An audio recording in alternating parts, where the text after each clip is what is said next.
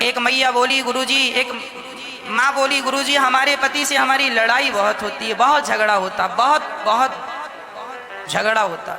आज हम आपको एक ऐसा उपाय बताएंगे जिससे सदा सदा के लिए आप पति पत्नी का झगड़ा समाप्त हो जाएगा।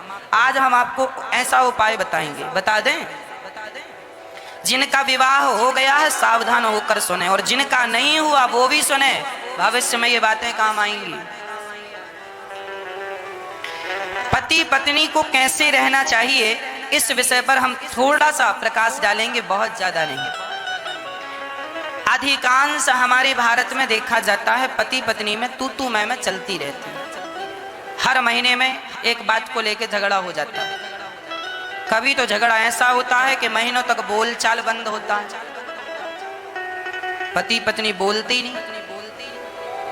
बात विवाद इतना बढ़ जाता है कि पत्नियां झोला उठा के मायके चली जाती हैं और विवाद यहां तक आ जाता है, तलाक की नौबत आ जाती है, रिश्ते तोड़ दो, खत्म करो। ये स्थितियां कभी नहीं आएंगी आप यदि हमारी एक छोटी सी बात समझ लेंगे तो। देखो, पति पत्नी में कभी झगड़ा नहीं होगा, एक बात समझ में आ जाए तो। क्या? एक बात बताओ, झगड़ा करने के लिए कम से कम कितने लोग होना जरूरी है? झगड़ा कितने लोगों में होता है? झगड़ा करने के लिए कम से कम कितने लोग चाहिए? कम से कम 2 लोग चाहिए, पति और पत्नी, या सास और बहू, या जेठानी और देवरानी। मैं आज सास बहू और जेठानी देवरानी की बिल्कुल बात नहीं करूंगा, केवल पति पत्नी की बात करूंगा। झगड़ा करने के लिए 2 लोग चाहिए, एक पति और एक पत्नी। अच्छा, एक बात बताओ, शास्त्र कहता है जब तुम विवाह करके आती हो ना, मंडप के नीचे पंडित जी तुम्हारा विवाह करवाते हैं, तो वहां वेद मंत्रों के साथ एक चीज तुम्हें बताई जाती है। अब बताई जाती है कि नहीं, पर ये कहा जाता है पति पत्नी तुम अब 2 नहीं हो, अब दोनों एक हो गए। इसलिए हमारे हिंदू धर्म में कहा जाता है पत्नी को अर्धांगिनी। क्या कहा जाता है? पत्नी को क्या? अर्धांगिनी। मतलब अब तुम पति पत्नी 2 नहीं हो, अब तुम दोनों मिलकर एक हो गए हो। याद रखना मेरी माँ, झगड़ा इसलिए होता है कि तुम 2 की 2 बने रहते हो। यदि तुम दोनों मिलके एक हो जाओ तो एक होने पर फिर झगड़ा किससे होगा? सच्ची बताऊं, पत्नी समर्पण कर दे यदि पति के चरणों में, और समर्पण करके एक हो जाए तो विवाद नहीं होगा। पति पत्नी में समर्पण कर दे, अर्थात वो भी पत्नी को एक्सेप्ट कर ले, स्वीकार कर ले। राम और सीता में कभी विवाद नहीं हुआ, झगड़ा नहीं हुआ। क्यों? क्योंकि वो 2 नहीं थे, एक थे। राधा और कृष्ण में कभी विवाद नहीं हुआ क्योंकि वो 2 नहीं, एक थे। लक्ष्मी नारायण में कभी विवाद नहीं हुआ क्योंकि वो 2 नहीं, एक थे। आप पति पत्नी में भी विवाद समाप्त हो जाएगा कब? जब आप 2 से 1 हो जाओगे। समर्पण कर दो। अभी आप 2 है ना, इसलिए अभी तक पत्नी समर्पण नहीं कर पाई अपने पति के चरणों में। अभी सच्ची बताएं, अभी पत्नियां पति की हो ही नहीं पाई, इसलिए विवाद है। पति कहता है कि दिन है तो पति कहे कि दिन है तो पत्नी कहे हाँ दिन है। पति कहे रात है, पत्नी कहे रात है। पति कहे यहाँ बैठ जाओ, वहां बैठ जाए। पति कहे आज दाल चावल बनाओ, दाल चावल बनाए। पति कहे आज सब्जी रोटी बनाओ, सब्जी रोटी बनाए। पति में समर्पण, पति की खुशी में अपनी खुशी मिला दे, पति की इच्छा में अपनी इच्छा मिला दे, तो झगड़ा होगा ही नहीं। झगड़ा तब होता है जब इच्छाएं 2 होती हैं। तुम्हारी इच्छा अलग है, हमारी अलग है। झगड़ा तब होता है जब विचार अलग होते हैं। पति पत्नी का झगड़ा केवल विचारों का झगड़ा है, विचार मैच नहीं कर रहे। पत्नी के विचार कुछ हैं, पति के विचार कुछ हैं, विचार मैच नहीं कर। इसलिए कहते हैं 2 में से 1 को सरेंडर कर देना चाहिए। अब वो 1-2 में से कौन समझदार है? या तो पति या तो पत्नी। यदि 2 में से 1 भी सरेंडर कर दे और अपने विचारों का पिंडदान कर दे और फिर पति के विचारों के साथ जीना सीख जाए या पत्नी के विचारों के साथ जीना सीख जाए तो कभी झगड़ा नहीं होगा किसी का। एक जन अपना विचार डिलीट कर दे, या पति के विचारों में अपने विचार मिला दे, या फिर पति अपनी पत्नी में अपना विचार मिलाए, दो में से एक को समर्पण करना पड़ेगा। यदि तुम समर्पण नहीं करोगे तो आज के 100 साल पहले भी तुम पति पत्नियों का झगड़ा होता आया है, आज भी हो रहा है, और आज के 100 साल बाद भी झगड़ा मिटेगा नहीं। क्यों? क्योंकि तुम दो हो, एक हो जाओ। भगवान शंकर जी की आधी परिक्रमा ही क्यों लगाई जाती है?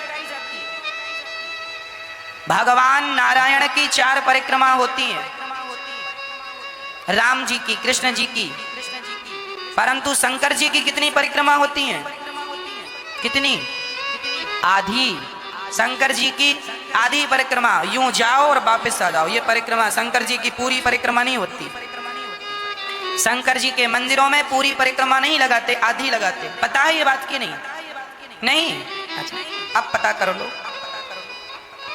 ये बताओ कि ये परिक्रमा आधी क्यों लगाई जाती है? इसका कारण क्या है? शंकर जी का एक बहुत बड़ा भगत था, वो रोज शंकर जी की परिक्रमा करता और शंकर जी के सामने बैठा रहता। लेकिन वो ऐसा था कि शंकर जी की पूजा तो करता पर माता पार्वती की पूजा ना करता। इससे शंकर जी बड़े दुखी रहने लगे, है ना, कि देखो मेरी पत्नी का, अब देखो कोई भी हो, आप मेरा सम्मान करो पर पत्नी का अपमान करो तो कोई भी प्रसन्न कैसे होगा? और पत्नी का सम्मान करो और उसके पति का अपमान करो, भाई सम्मान फिर दोनों का करो, तब फिर आप ठीक रह सकते हैं। अब भगत है और वो कह रहा है कि हम शंकर जी की पूजा करेंगे पर ये माता पार्वती की नहीं करेंगे, तो वो रोज अब शंकर जी और पार्वती कैलाश में साथ साथ बैठी रहे, तो ये क्या करे, शंकर जी की परिक्रमा लगाए तो पार्वती के बीच से, शंकर पार्वती के बीच से निकल जाए। तो एक दिन शंकर जी पार्वती जी की तरफ चिपक गए, चिपक के बैठ गए। तो इसने क्या किया कि दोनों को पकड़ा और यूं किया, बीच से निकल गया और परिक्रमा लगाई चला गया। शंकर जी बोले ये तो रोज हमें अलग कर देता। तब एक दिन शंकर जी माता पार्वती से और चिपक के बैठ गए, बिल्कुल कस के हाथ बांध लिया। अब लगा परिक्रमा। शंकर जी को लग रहा था कि तुम दोनों की लगा लो, तो शंकर जी बैठ गए हाथ पकड़ के। तो उसने क्या किया, वो भी मायावी था, उसने चींटी का रूप बनाया और कहीं से जगह मिली तो चींटी बन के शंकर जी के पास से निकल गया, परिक्रमा होगी। शंकर जी बोलिए तो बड़ा चतुर निकला, शंकर जी की तो भक्त है तो रूप तो बदल ही सकता है। शंकर जी बोले बच्चू अब तुम्हारा दिमाग नहीं चलेगा। तब शंकर जी ने क्या किया, अर्धनारेश्वर बन गए। तब से शंकर जी अर्धनारेश्वर कहलाए। आधे शंकर जी और आधे अंग में अब उस सिंहासन में दो नजर ही नहीं आए, अब एक नजर आए। आधे में शंकर जी और आधे में, अब तो बीच से एक आंख पार्वती एक आंख शंकर जी लो, एक तरफ की नाक का छेद पार्वती जी का, एक तरफ शंकर जी का, पूरा आधा। अब लगा परिक्रमा, अब कहां से निकलेगा? तब उसने शंकर जी से हाथ जोड़कर कहा प्रभु ये क्या किया आपने? शंकर जी ने कहा बेटा जिसे तुम दो समझ रहे थे हम दो नहीं हैं, हम दिखने में तो दो हैं पर हम शंकर पार्वती एक ही हैं। दिखने में दो हैं राधा और कृष्ण, ये एक ही हैं। दिखने में दो हैं सीता और राम पर ये तत्व एक ही है। उसी प्रकार तुम पति पत्नी दिखने में दो हो पर तुम हो एक, पर तुम अपने आप को नहीं जानते हो, इसलिए तुम झगड़ा में पड़ जाते हो, विवादों में पड़ जाते हो। तुम अपने आप को दो समझते हो, ये पति है ये पत्नी है, तुम दो नहीं हो, तुम एक हो। यदि ये बात इतनी सी तुम्हारी समझ में आ जाए तो विवाद मिट जाए। जो पति कहता है वो मान लो। क्या होगा रिश्तों को बिगाड़ने से? क्या होगा झगड़ों को बिगाड़ने से? चल भैया जैसा तू कहता है वैसा सही, पति बोला करे तो साइलेंट रहा करो। तब फिर उस भगत ने भी जिद पकड़ ली और शंकर जी की आधी ही परिक्रमा लगा के लौट आया। तो शंकर जी आधे हैं, आधे में पार्वती, इसलिए आधी परिक्रमा होती है। तो भाव यही हुआ कहने का कि सदा के लिए पति पत्नी पे समर्पण कर दे और सदा के लिए पति पत्नी में एक हो जाओ। जो वो कहती है पुरुषों को भी चाहिए कि कभी कभी तुम पत्नियों की बातें सुना करो। हर बार तुम्हारी पत्नी गलत निर्णय नहीं देती, कई बार पत्नी अच्छी बातें कह जाती हैं, उस बात को मान लो, उस आधार पर चलो तो सफलताएं भी मिल जाती हैं। कई लोग ना, पुरुष लोग अधिकांश पत्नियों को बेवकूफ समझते हैं, अरे कुछ नहीं जानती हो कुछ नहीं जानती, झाड़ू पोंछा करो बस। पुरुष लोग अधिकांश पत्नियों को झाड़ू पोंछा करने की मशीन समझते। इसलिए हमारे यहाँ स्त्रियों का सम्मान है। यत्र नार्यस्तु पूज्यन्ते रमन्ते तत्र देवता। घर में कोई भी काम करो सबकी सलाह से करो। पत्नी से जरूर पूछना चाहिए, ये काम कर रहे हैं, डिस्कस करना चाहिए। कुछ राय पत्नी रखे, कुछ पति रखे, कुछ माता पिता रखें, जो सबसे बढ़िया हो वो भले आप कर लो, पर पूछ लेने से पत्नी को अच्छा लगेगा कि हमारे पति हमसे पूछते हैं। और कई पुरुष ऐसे होते हैं ना, पत्नियों को पैसा ही नहीं देते, अपना पैसा खुद रखते हैं बैंकों में, तिजोरियों में। अच्छा, कुछ पति इस डर से नहीं देते कि इनको पैसा मिले तो खर्च कर देती हैं,